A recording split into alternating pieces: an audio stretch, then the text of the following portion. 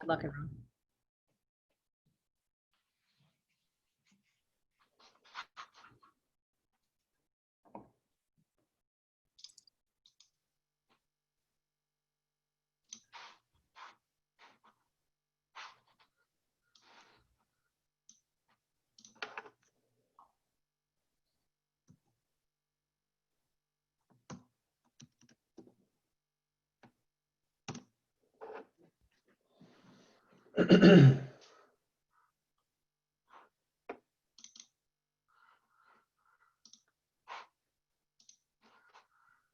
Right.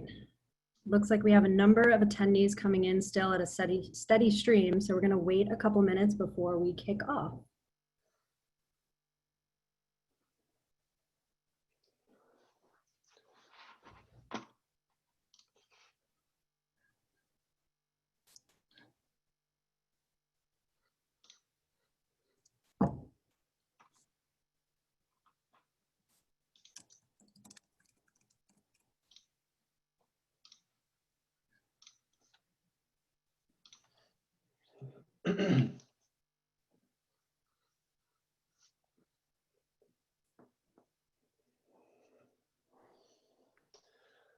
I feel like we need like Jeopardy music or something.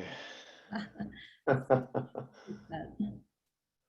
right, we'll give it one more minute to allow some more people to enter. We are still seeing people trickling on in.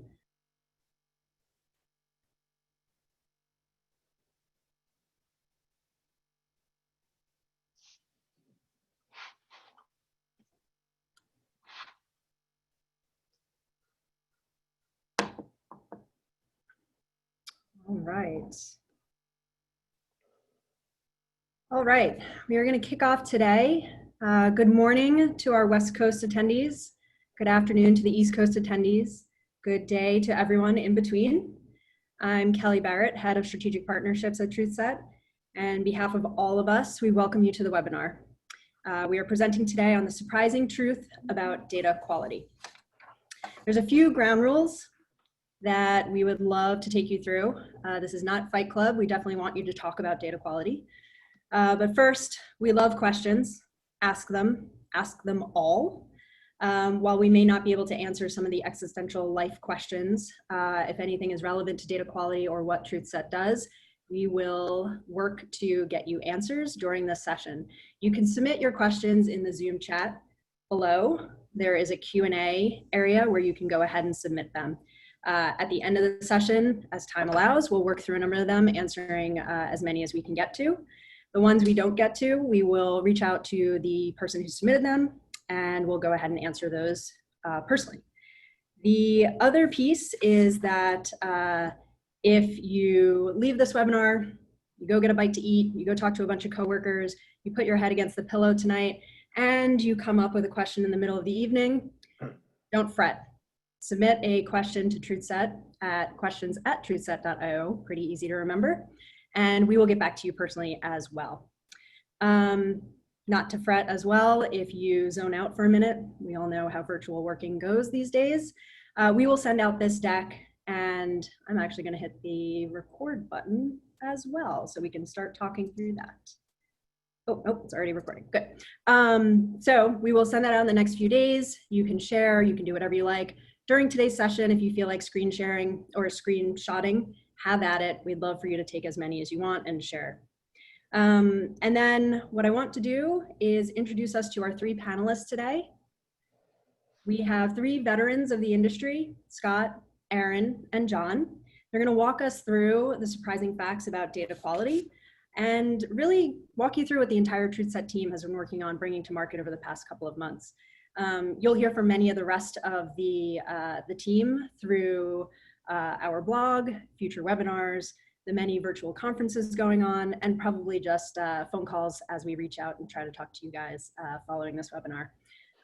Scott, I'm going to turn it over to you. Let's kick it off.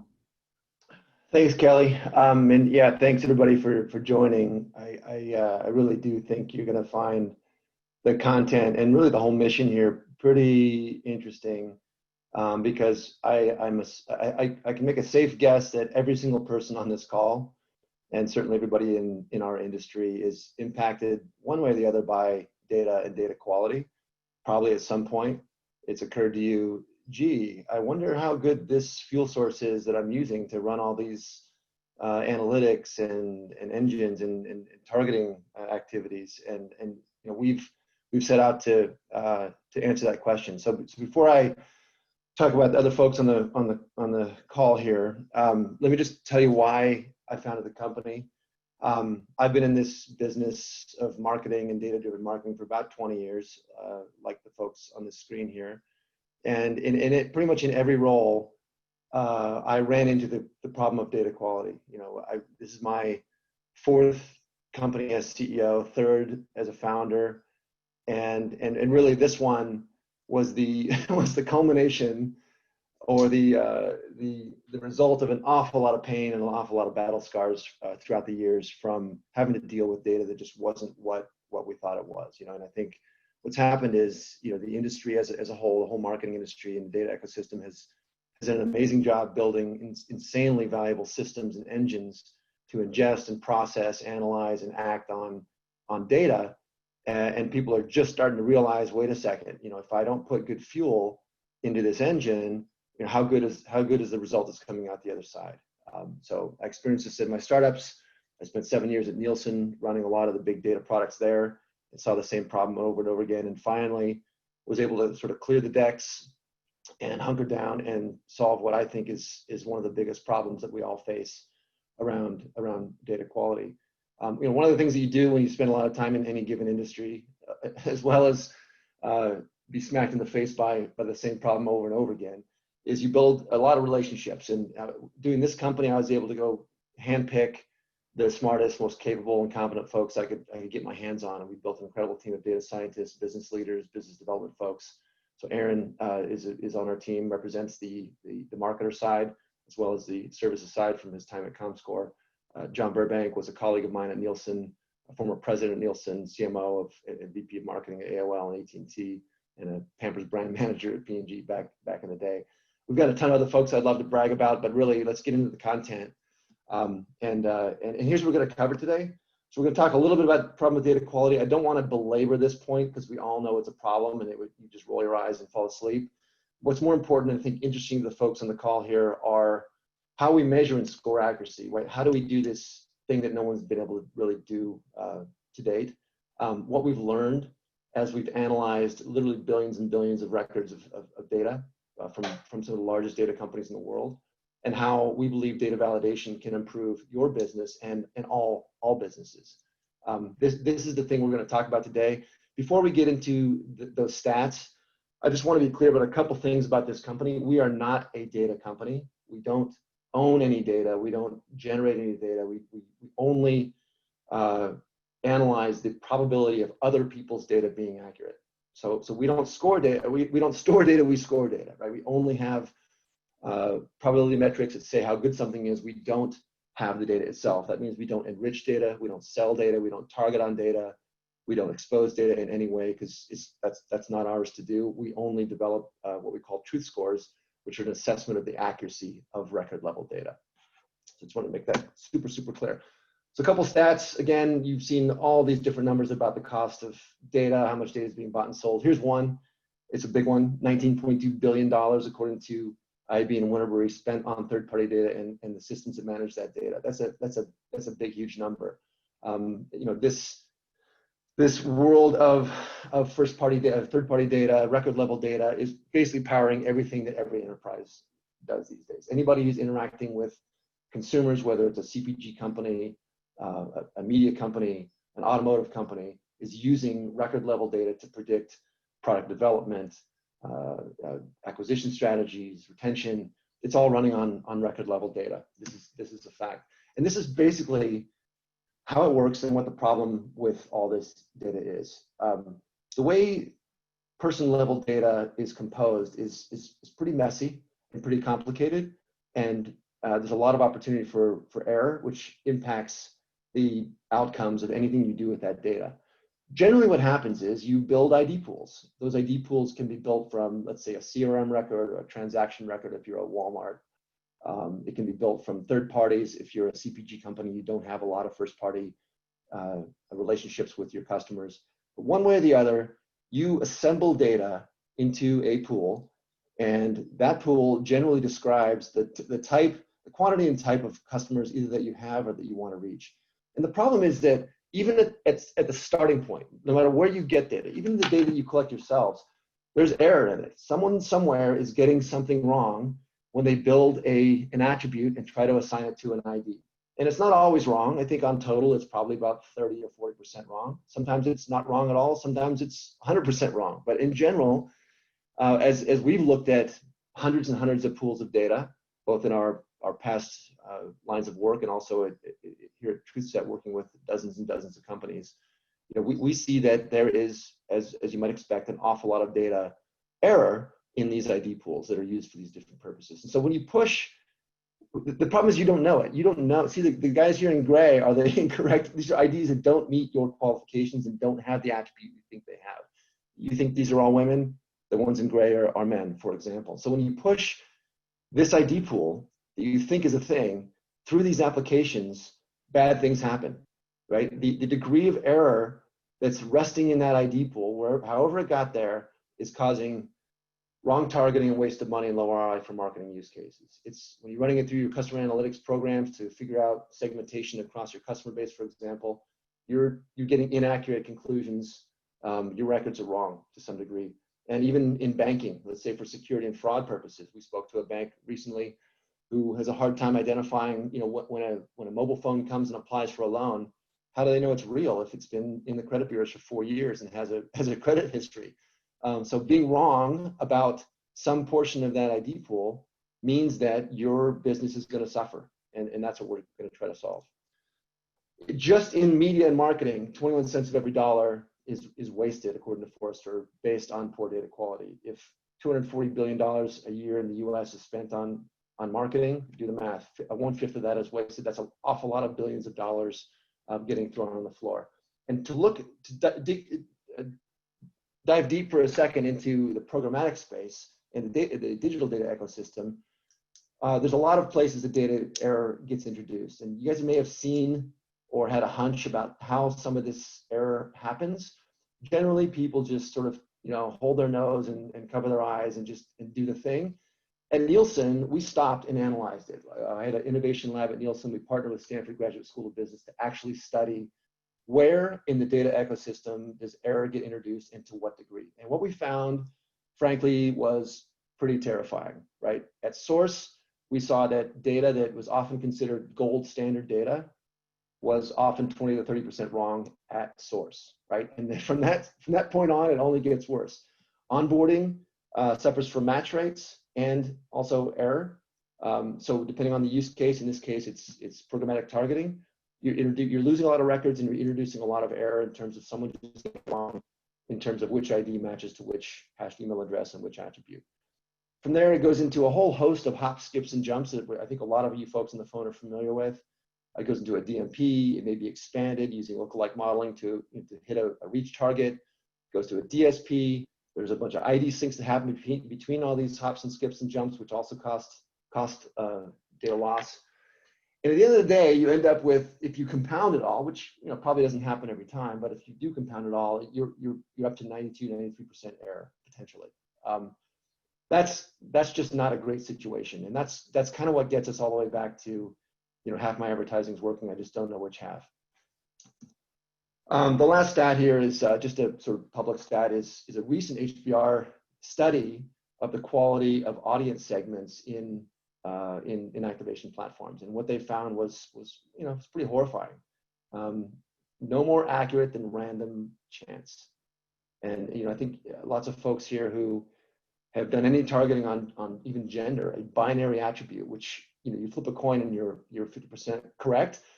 Typically now you'll get 60, 61, 62% on target percentage if you push a female targeted campaign through all the usual channels, and that's not good enough.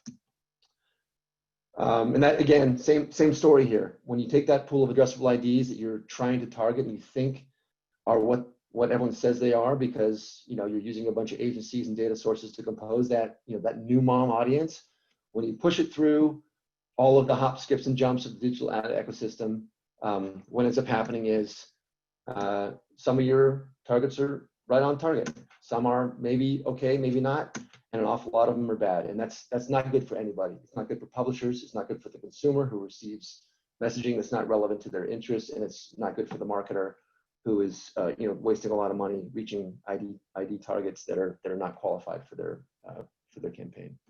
So this is the way. These are the ways, the size of the problem, the ways that waste is introduced.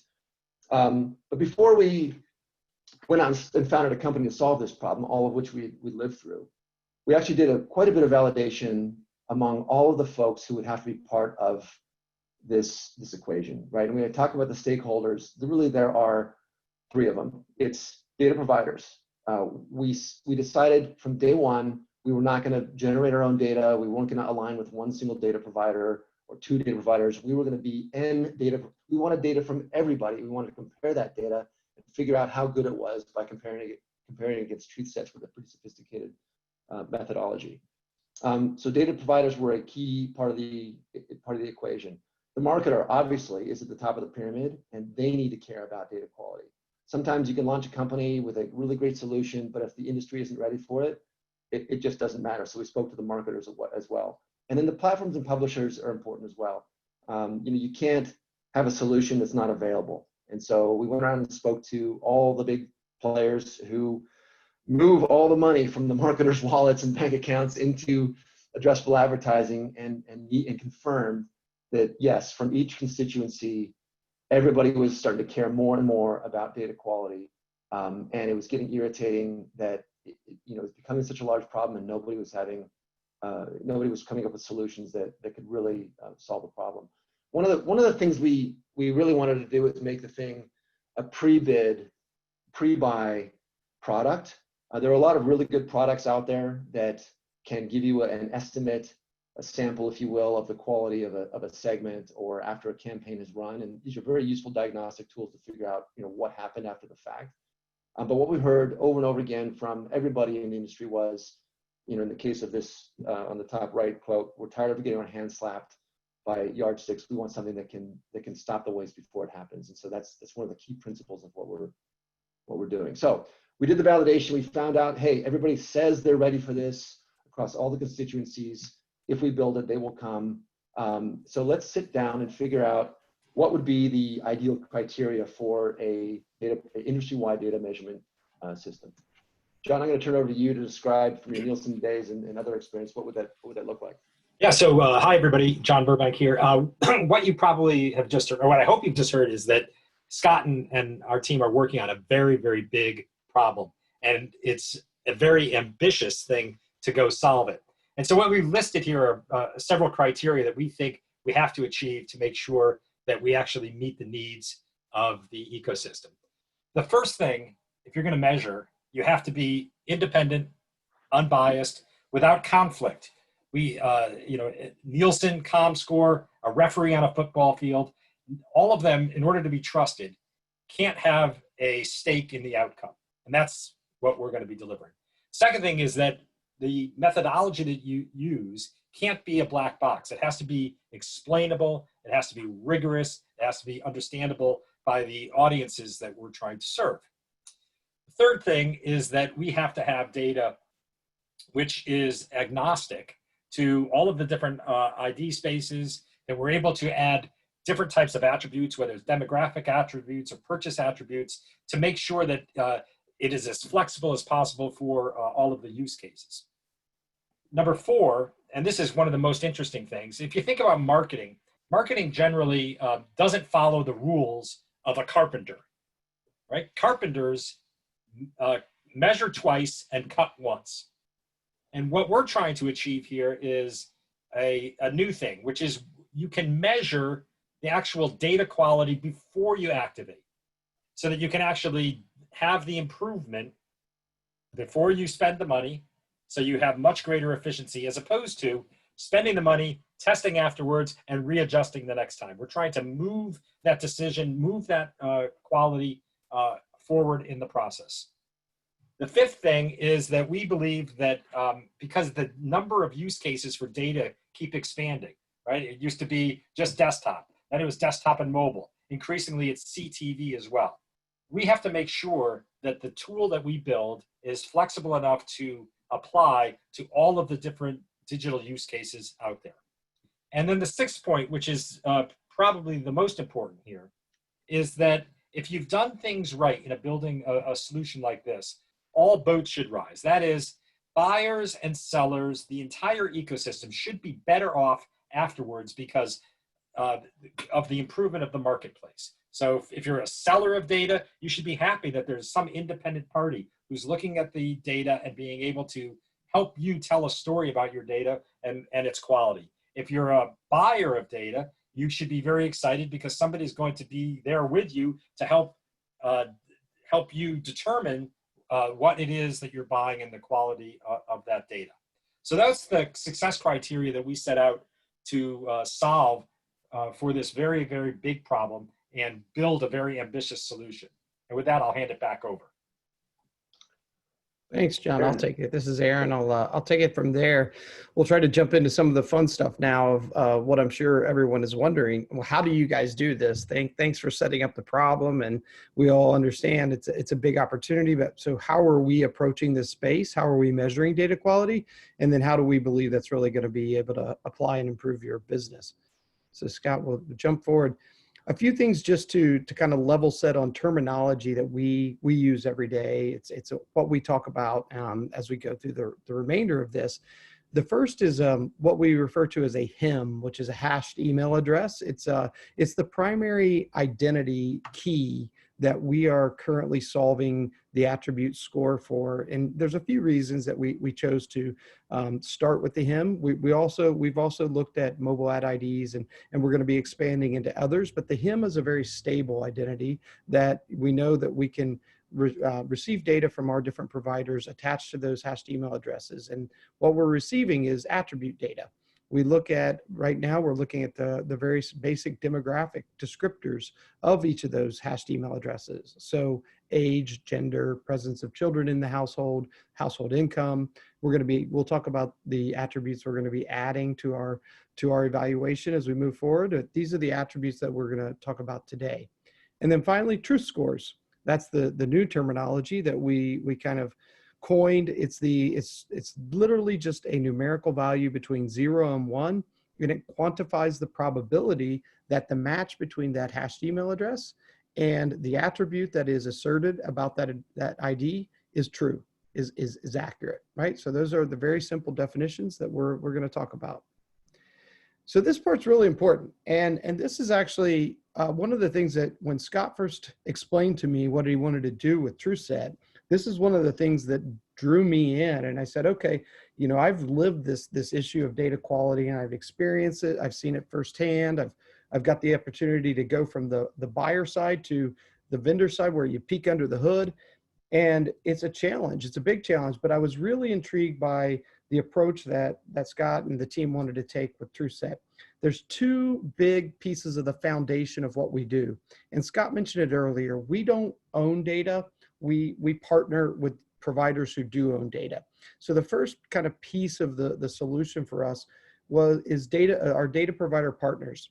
And think of these of the very large scale providers of person level attribute data, right? So we're talking about hundreds of millions of records of various IDs with lots of attributes attached to them.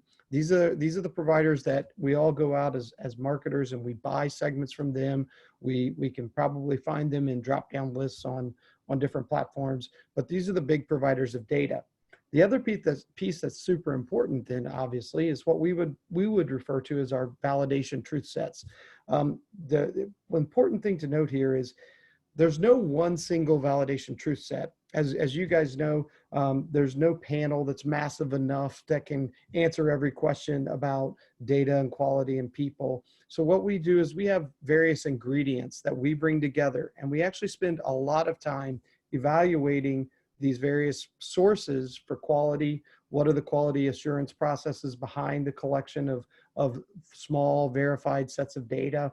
What are the biases that might be inherent in that data? How does it skew? How can we correct for any skews that might exist? So these are the very truthful sets of smaller data, but they don't really work without that massive set of almost census level data provider data as well, right? So the next slide, what do we do when we get those two things together? So step one in our process, and I'll spend a little time explaining this because these little heat map type charts can be a bit confusing if you don't go through them. But step one in our process is we take each of those data providers' data and we evaluate it for accuracy of each assertion that's being made. So what that means is if you look at the chart here, we would say, starting from the top down, these are the assertions of an age range that provider B, in this case, might make for any individual record.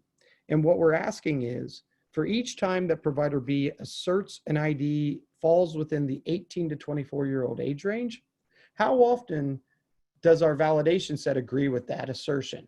And in this case, you would say, okay, it's 88% of the time there's an agreement. So this provider is accurate 88% of the time when they generally assert 18 to 24. And you can see the diagonal, you want a very strong green diagonal line there so that you see high agreement rates. But the second thing that's kind of important about this step in our methodology is that it also allows us to understand the distribution of what I'll call wrongness. So in this case, 7% of the time that this provider asserts 18 to 24, our validation would tell us that's actually an individual that's 25 to 34. So that's also an important factor that goes into our model of understanding the distribution of where error gets introduced, right? So if we go to the next slide, Scott, you know, what we now know. So we know about 4 different things that are very important to go into our algorithm. 1, we know the accuracy of each provider, which I just discussed. 2, we then look at the overlap. So all of these providers do have levels of overlap across the IDs that they assert values for. That's important. We look at that overlap. We look for agreement and disagreement between the providers. And then we look at the evidence behind each assertion. Using all of that as ingredients into our model, we do a Bayesian update approach that produces our first truth score. So each hashed email for each attribute that is asserted about that email will then be assigned a truth score.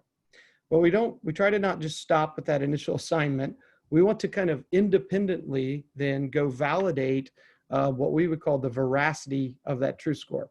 So to, you know, in an unbiased way, make sure that when we assert a probability of truth, it aligns with an actual set of truth again, you know, in a separate process. And that's after we run through that validation for veracity, we assign a final truth score to each hashed email and attribute combination. Yeah, what's really important here is that not only do we run the weighted wisdom of the crowds and the Bayesian, all this kind of stuff, we always make sure that we are comparing the validity of the truth scores against objective and independent truth. That's what's important, right? This is not, you know, drinking our own Kool-Aid, getting high on our own supply, whatever the right analogy is. We just make sure that objectively, measured against any independent truth set that is verifiably true, we're going to score, you know, high, very high, 0.95 and above. So that's an excellent definition of how we build truth scores. When you take that paradigm, right, how we build these truth scores, now they're available and they're super accurate, objectively accurate against any ID attribute assignment. Now we can apply that to these large ID pools. So here's a case where, let's say we have every US adult and gender or household income. This is just an example. But now that we have it, we have the incoming ID pool that needs to get evaluated. We run the truth scores against all those assertions for whatever attribute that might be. And now we can create a distribution of accuracy deciled out for that provider or for that buyer, whoever it is that's trying to figure out how good is this data source and how can I use it. So if you look at this distribution on the top, 0.9 and above, you have 5% of all these records. In this case, it's a couple 100 million records. 5% of them scored 0.9 and above. That means that all the evidence, all the agreement was very, very strong, indicating that those records, 5% of these records are very, very likely to be what you think they are. You go all the way to the bottom, 9% of the records had almost no likelihood, no probability of being what you think they are. And that's because we saw a ton of evidence to the contrary. Right? There's no evidence that the assertion is true, and we might have even seen evidence to the contrary. In a binary world, you know, these are not men, right? In that example. And just because there's distribution here doesn't mean that only the green are valuable. Each use case for marketing and for data, for big data, has a different purpose and needs a different threshold of accuracy. So imagine Citibank running a loan rate campaign, very, very low loan rate aimed at high net worth individuals. They want to be really accurate because every time they're wrong, someone might fill out a loan, take a loan and default on it, and that costs them a lot of money. So they want to really avoid the reds at the bottom and maybe even into the blues. They might say, hey, look, I only want to activate against 0.6s and above or 0.9s and above, right? However, if it's McDonald's, and if you talk to Bob Rupchinski, his answer is, well, everybody can turn the steering wheel to the right and drive into a McDonald's. He may want to draw his accuracy threshold at 0.3. He doesn't want any of the absolute garbage that's not even able to buy a McDonald's hamburger for whatever reason or other. But he wants to extend, he wants to open up the aperture a little bit more and optimize towards reach and away from accuracy. So the point here is that it's only at this level of granularity that you have that kind of control. Now you can control your destiny. Where do I want to draw the line? Where do I hit ROI, right? What IDs do I just want to patently avoid? And that's the power we give to everybody in this ecosystem. So when you bring it all together, this is what our system looks like. This is what we've described so far. On the left to right, you've got all these data partners. We have a ton of data partners growing every single day. Hopefully some of the folks on this call are data providers and want to learn more how they can become a data partner and get scored and use those scores for their benefit. All that data flows into the process that Aaron described, where we compare all the data, we get agreement rates, we have bias adjustments, we have truth sets. Those create the independently validated truth scores, which can then be applied to any ID pool to determine which of these IDs are good, which are not. Where am I going to draw the line for whatever activity I'm going to perform? Right. This is the summary of how Truthset works. Okay. The rest of this webinar is Aaron's going to share some surprising facts about things we've learned from the data we've analyzed, and then we're going to tell you how you can use Truthset and truth scores to drive your business forward if you want to. Yes, and hopefully have room for some questions at the end. All right, so hopefully this is a fun stuff. Yeah, this is literally what have we learned, and let's talk a little bit about like how did we learn all this. So Scott, if you jump into the first slide, and it's worth pausing here because it's pretty incredible when you step back and just look at the size of what we've done. We've identified, first of all, we've evaluated, I guess, both attribute data as we've been talking about, and we've run some evaluation on identities as well. We've done this across 11 different providers. And incredibly, we've looked at over 1.2 billion digital identities. It's just an incredible amount of identities that we've been able to gain access and have a view into. And how do those match up with about 25 different attribute values? So for attributes alone, we've created over 5 billion of these scores that we call truth scores, right? So 5 billion assertions of how likely is it that an identity matches a set of attributes about it. So it's an incredible amount of data we've got access to sort of dig into and say, well, okay, what does this data teach us? So with that, we're going to play a little bit of fact or fiction. You don't actually have to click anything, but in your head, you can play along. We think some of these are pretty interesting and fun. And the first thing that we'll do is this statement that most demographic data available from third parties tends to be the same. I think I've heard this a number of times before I even joined Truthset, but certainly when we first went out and we started to talk to people about the idea of what we wanted to do, we heard this quite often. We heard, well, that's really interesting, but I mean, if I go out and buy demographic attributes, aren't I basically just buying the same thing no matter where I go to?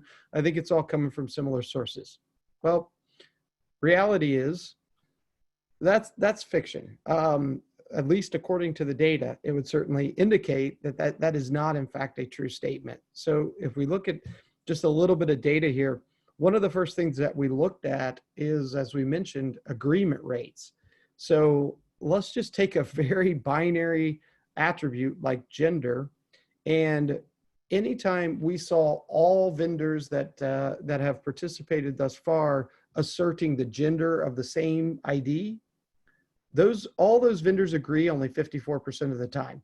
Now, 54% is a decent number, but when you're considering it's just what is this male or female, it's quite surprising that there's only agreement 54% of the time. And when you go into a more nuanced attribute, such as household income, where there's more brackets of potential attribute values, all the providers agree on a particular ID's household income only 2% of the time. That's incredible. Only 2% of the time do multiple providers agree on household income. And even to me, I think more surprising, if you only compare two vendors who assert a value about the household income of the same ID, they agree just 11% of the time. And we saw similar results across other attributes, not just income and gender, but we talked a little bit about indices. It's not to say that all of this data is bad. In fact, there's lots of high quality data that we were able to observe as we went through these analyses. And what we provide back to our data providers is a relative index of how high they score relative to the average. So when we take age at the top of this chart and we say, what's the average accuracy that we see when individuals assert a value on age, that would be the 100% mark here. That's the average. Well, there's one vendor that's 15% more accurate than the average. There's another who's only 79% as accurate as the average. The point is, there's certainly quality that we see in the data assets, but there's a tremendous amount of variability. So all of this would kind of go back to refute the idea that isn't all demographic data basically just the same. In fact, no, it's not. And there's good and there's opportunity out there. So go to Aaron, yes, maybe John. I can insert, because we've gotten a question about compound attributes. That's a great question. When we put two attributes together, the answer to the question is that we do that. But my guess is, and you can tell me if I'm wrong or right, is that when you do compound attributes, the variability of accuracy is even more dramatic because you get the compounding effect of inaccuracy, right? Yeah, it's absolutely. So in fact, for a couple of the early conversations that I've been having with advertisers, I looked at, something like women in high income households. So, so affluent women might be a demographic target of certain brands. And when you look at a compound attribute like that, John, you're exactly right. That variation from the highest to lowest indices is even much greater, significantly greater. And we're already producing, to your point, obviously the most common kind of compound attribute everyone wants to see is age and gender. It seems very simple, but consider the things that you see on screen here. The variability for a compound like age and gender is even greater than the individuals of each of those alone. You're exactly right. That's a great point. Yeah, and it's interesting because the other day I was speaking with someone from a holding company agency who builds audiences all day long for their customers. And what they said was, when we add 2 or God forbid 3 attributes, we end up with a tiny, tiny seed. And then the way they make up for that is they take the seed, which has error in it, as we just described, because now you've got multiple attributes, each with their own error. And then what they do to mitigate that problem is expand it back out with lookalike modeling. So any error that's resident in the seed gets multiplied when you expand it out to a 10 or 15 million ID pool. So yeah, there's a compound problem, which we can absolutely create truth scores for compound attributes, and there's a sort of compound error expansion when you push those small seeds which have error in them out into larger and larger ID pools. Yeah. So let's check out the next one, Scott. Okay, fact or fiction number 2, and this is a good one. Common attributes are easy, and therefore bigger's better. What I mean by that is, if a common attribute, let's say something like age, is fairly easy and reliable, shouldn't I just go for the most scale? Scale is important. I want to maximize my reach. So if I'm trying to buy data segments that is based on something simple like age, I'll just go with the biggest. Well, in fact, this one is also fiction. So let's just take a quick look at how easy something simple like age can be. when we stepped back and we looked at our entire universe of IDs that had an age value asserted to them, in fact, what we would say is maybe 56% of those are probably likely, are highly probable to be accurate. There's another 44% that we're pretty sure are inaccurate assertions of age. And that is, if you go back to something that was brought up earlier, that's very consistent, in fact, with the existing benchmarks that we've talked about today in the industry. If you think about the benchmarks for just age and gender for campaigns after the fact, I think, at best case scenario, you're looking at 60% on target rates. Well, our data, is good. I guess it's good that our early rounds of scoring would validate, yes, indeed, we would say the same thing. But again, as Scott pointed out, before you ever even activate this data, we're already telling you 44% of it is probably not designated as the age that you think it is, in fact. So that's interesting. And then what does that mean? Yeah. Go ahead, Scott. I was just going to interject for a second, Aaron. Like, to put this in a practical context of spending money against a target audience, let's say that you're a alcoholic beverage company and you're pushing money against this ID pool with no visibility into the yellow and red because you think it's all 21 plus. Well, the guys in red are not 21 plus. They're just not, and you are throwing that money on the floor. 24%. If this is $1 million campaign, you just threw away $240,000, and you open yourself up for liability for regulatory violations because you're not supposed to advertise to people under 21. And then even the 19%, these are probably not the people you're trying to target. This is straight up waste. And that's what Truthset does with ID level evaluations, is allow you as that marketer to restrict or suppress advertising to IDs that are not qualified, and either put that money back in your pocket or reallocate it towards higher qualified IDs or better performing units.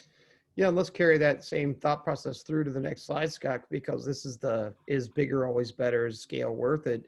This is a little visualization of the scale that we are looking at, right? And what you can see, to Scott's point, if I'm basing my planning on a CPM basis, that's different than if I'm looking at an effective CPM basis. And what we would say is, the effective CPM would represent what are you paying to get to the actual target that you're concerned with.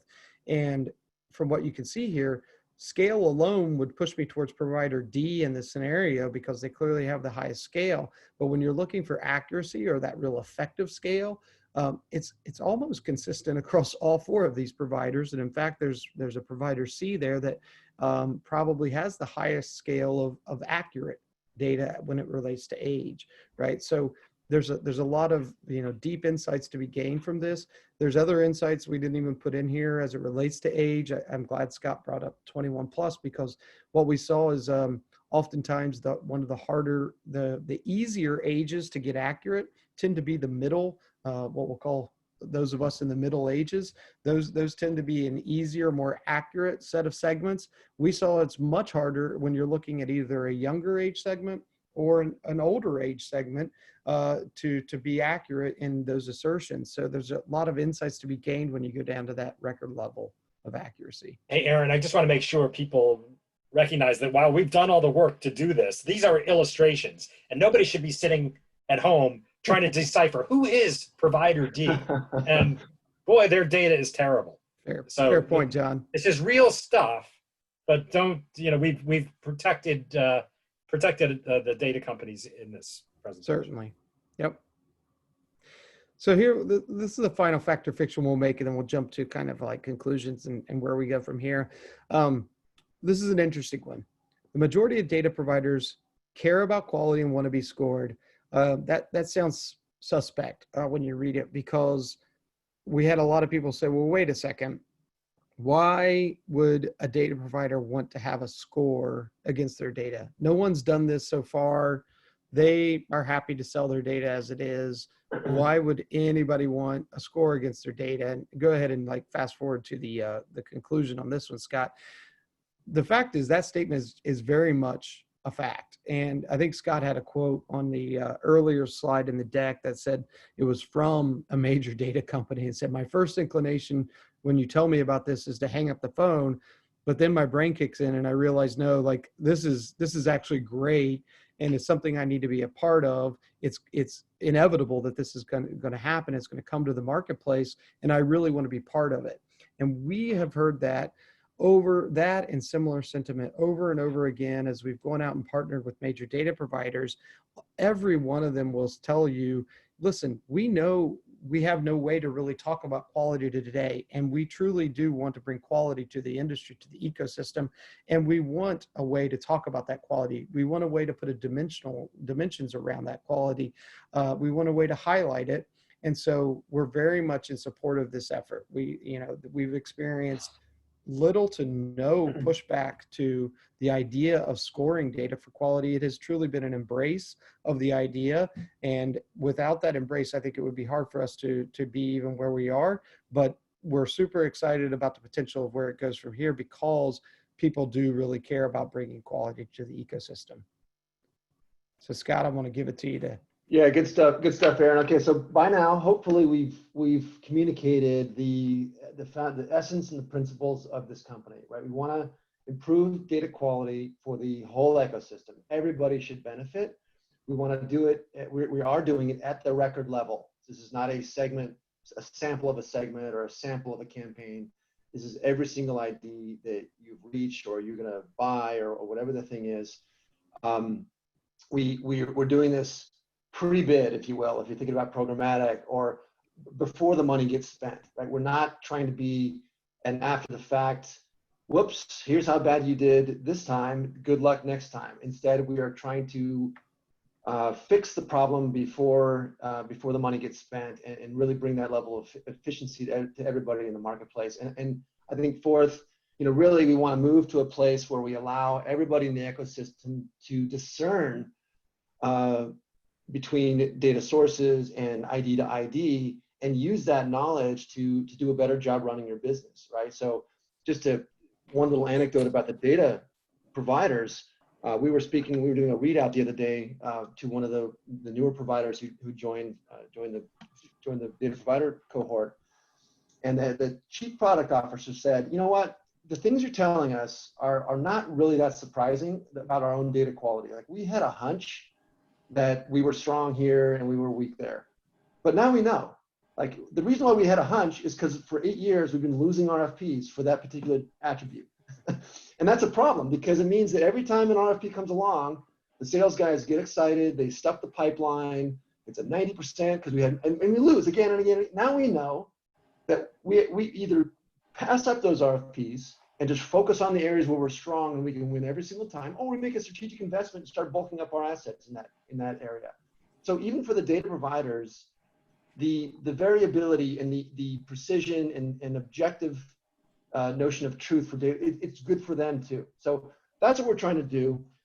Let's do this. 3 slides for each of these constituents to talk about how you can start thinking about using data quality in your businesses, how you can start working with us. And by the way, we are a new company, right? We just launched the company technically. We've been running at it for a year, it's true.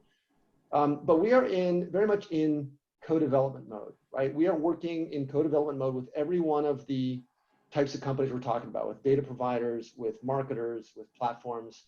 So I just want to open that up for folks who want to lean into this hard and want to really understand it, even in a sort of closed door environment, to try before we buy kind of thing. We are very, very open to those kinds of relationships. So for advertisers and agencies, how do you get started? How do you start leveraging data quality and accuracy metrics to drive your business forward? Well, the first thing is start caring about it. Start insisting on it. Tell your agencies, what about the quality? How do you know that this campaign is reaching the people that it's supposed to reach, right? Don't just get drunk on the reach metric, because it's not accurate. And your effective CPM, what you're actually spending to reach the kinds of IDs and people who actually might care about your category, is way higher than you think it is, because you're spending a lot of money on unqualified IDs. So the ways that you can actually technically get started with us: ID filtration. You can actually do the things we're talking about here. You can use us to identify IDs in a target pool for a campaign, and we will remove and suppress you wasting your money on IDs that don't qualify. Segment selection. If you're looking at a variety of segments from different providers and don't know which one you should go with based on scale, price, and now accuracy. We can tell you which ones have the best data in a buying platform or otherwise. And then data vendor evaluation. Lots of marketers and agencies are building up pretty robust and scaled first-party data assets of actual direct consumer IDs and consumer attributes. And they're generally what you do is you build up an ID pool and you begin enriching that with demographic data from here, buyer data from there. We can help you evaluate the quality of prospective vendors to enrich that data asset, right? So if you're doing a bake-off for gender between 3 data providers, all you got to do is tell them, hey, you should all get truth scored so I can get an apples-to-apples comparison of your quality. So it'll accelerate your buying process, give you a more conclusive result about who has the best data for your particular purpose. And it's a very easy thing to do, and it benefits everybody because now those vendors get scored and they are now participating in transparency and accountability around data quality. So that's for advertisers and agencies. Our doors are open. We have a bunch of conversations happening, a bunch of POC clients, and we're eager to talk to as many folks as possible to help drive this mission of data quality. For data providers, look, as Aaron said several times in this presentation, they are the foundation of everything. We don't have our own data. We need the data providers to care about data accuracy and to learn how to use accuracy metrics to differentiate in a competitive environment, to optimize their own data sourcing, and otherwise just lean into the accountability and transparency for data quality. Everyone's going to get better. They're going to get better. They're going to win more RFPs, avoid ones they can't win, and give the buyers more confidence that they're delivering exactly what they said they would deliver. So first thing, get truth scored. It's super easy. Second thing is differentiate on quality. Take the results of that truth scoring exercise and equip your sales team with, hey, we are the winners in this category. We're the best in women 35 to 55, whatever the thing is, wherever you win.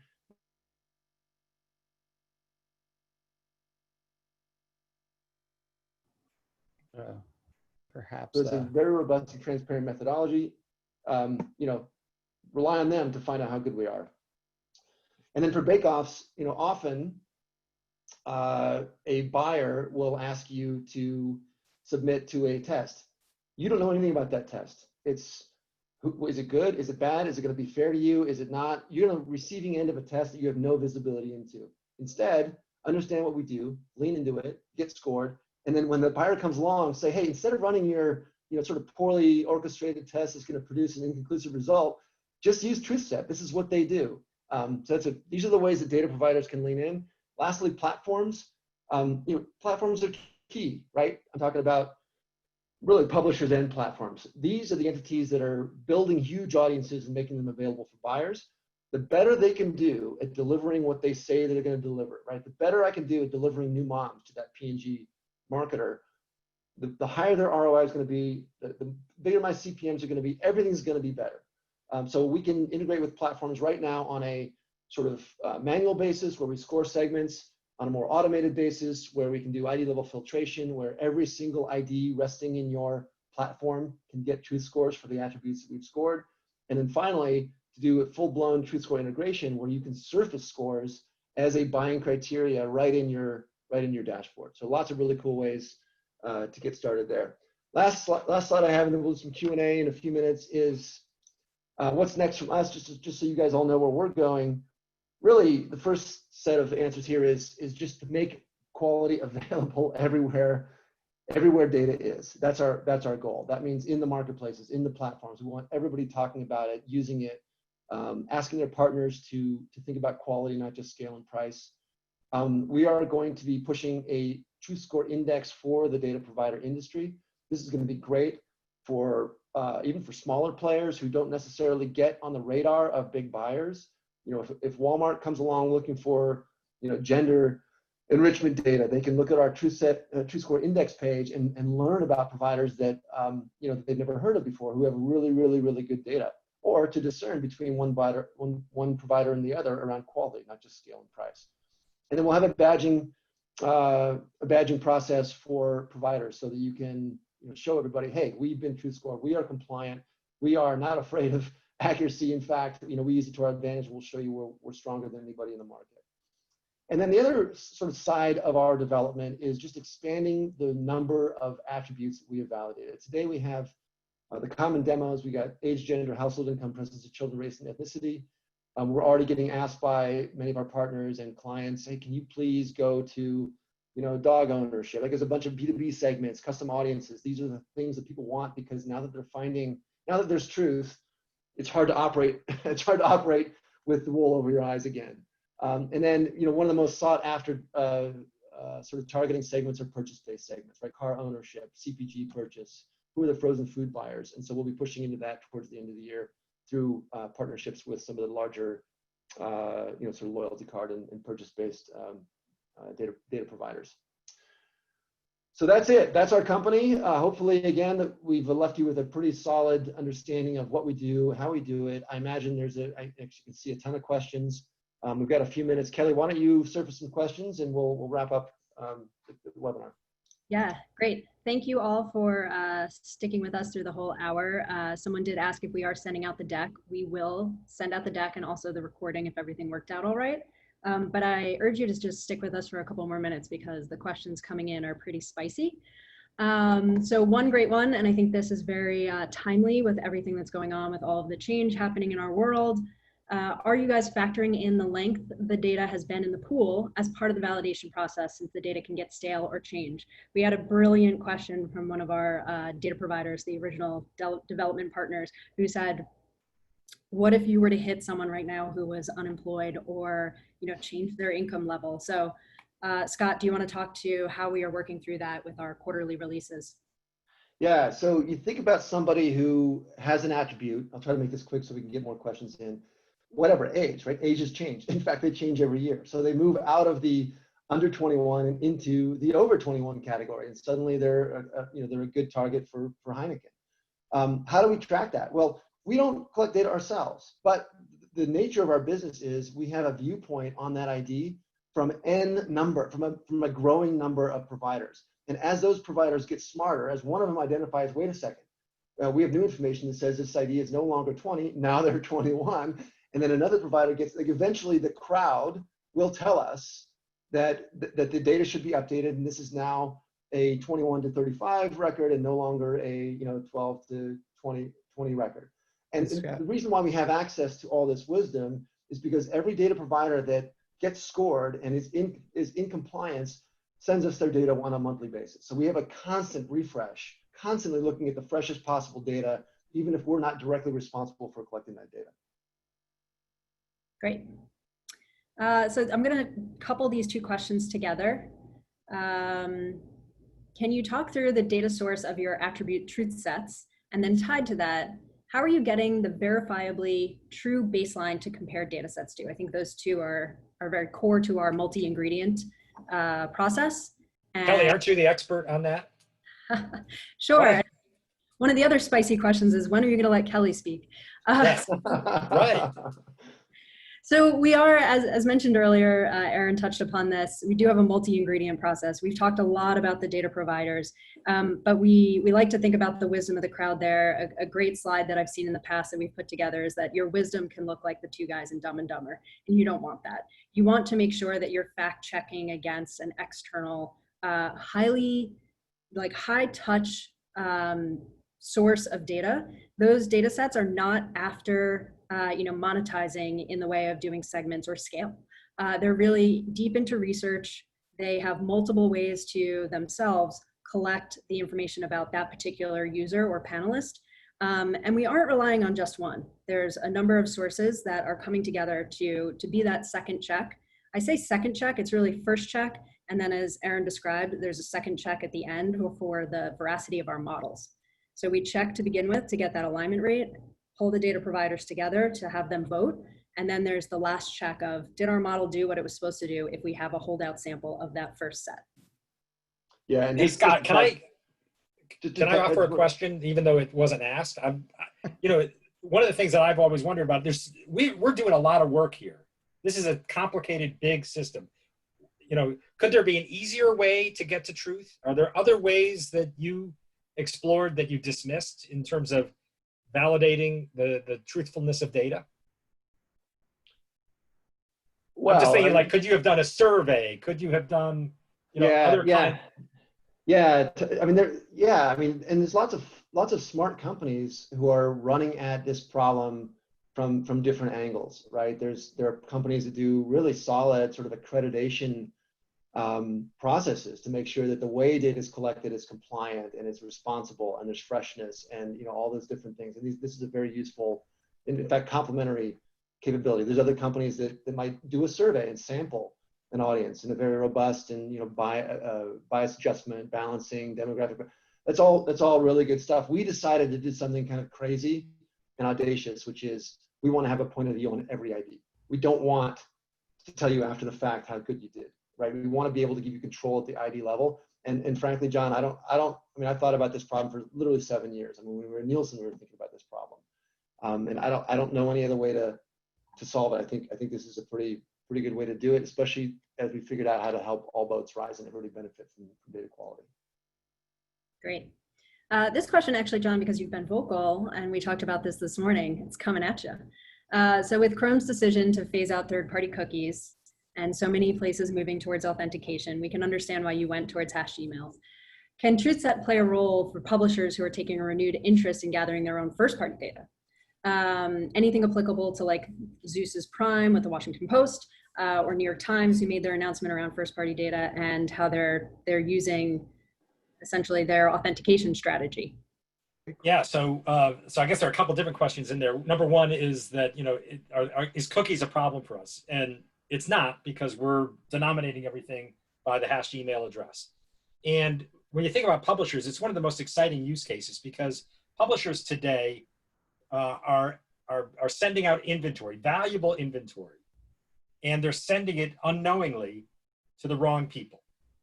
And so their effective yield, especially when they're being held accountable to something like DAR, their effective yield is lower than it could be. So imagine if a publisher actually had the ability to, before they activate against an audience, especially one that they've expanded, they can actually ensure that they're sending that impression to the right party.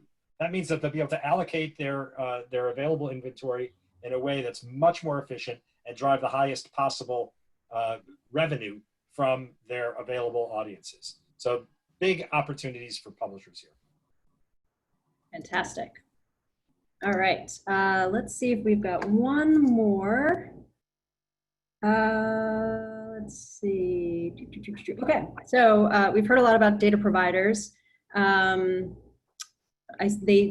seen the plus side for the advertisers, the data buyers, or the data buyers. What's in it for a data provider? I think we went deep into that, but I want to make it crystal clear as to what's in it for them. What are the three big pieces that they are going to get out of this? Hey, Aaron, why don't you take that one? Yeah, so for the data providers, and I'll probably hit some of the stuff we've already talked about and make sure that it's clear. The data providers want intelligence behind their product. So there's number one, and I know there was a little bit of a question of, do we help data providers understand the sources of error that might be coming into their data? So in many ways we do. If a data provider says, look, I can identify 5 different sources that I actually source data from, and to help me understand if error is coming in from one of those, we do that. So we do help identify ways to make improvements in the data. But then the bigger, I think, benefit that we've heard from the data providers is exactly what we've talked about. We want a way to be able to talk about ourselves that goes beyond price or scale. Because right now, every time we get asked about our data, we're always asked about price and scale. And we really want to add that third rung of quality, because we know that we have it. We know there's places where we excel, and we want to be able to differentiate ourselves by talking about that. So that is the other really big benefit that the providers are seeing as they work with us. And then, the insights that they gain as well, the insights they gain about the industry that they're a part of. And that we can bring to them through the evaluation. Kelly, maybe you even have more to offer as you're spending most of your days with the providers. Yeah, no, I think what we've seen over the past couple of weeks as we launched out of stealth is that a number of data providers did exactly what we expected them to do, which was really tout to their constituents out there how well they're doing. They're also able to bring back to their product teams, as Scott mentioned, that like, hey, this one actually verifiably by a third party, is not one we should focus on anymore. Let's go double down on these other areas and keep expanding out. So there's great insights that that we're able to provide. I really like the one, Aaron, that you mentioned around, this analysis doesn't have to be done only at that top level of a total pool. We can actually go deeper into looking at the individual sources. So if a flag for individual source is provided to us, we can start looking, deeply into those areas, and that creates some, leverage around negotiations with those providers. All right, so we have a bunch of other questions. There's no way we're going to get through all of them. So we are going to be reaching out to those folks who submitted. Again, we want to thank you so much for your time today, for your ears, and certainly the questions to come. Thank you very much. Have a great rest of your Thursday. Yep. Thanks, everybody. Cheers, everyone.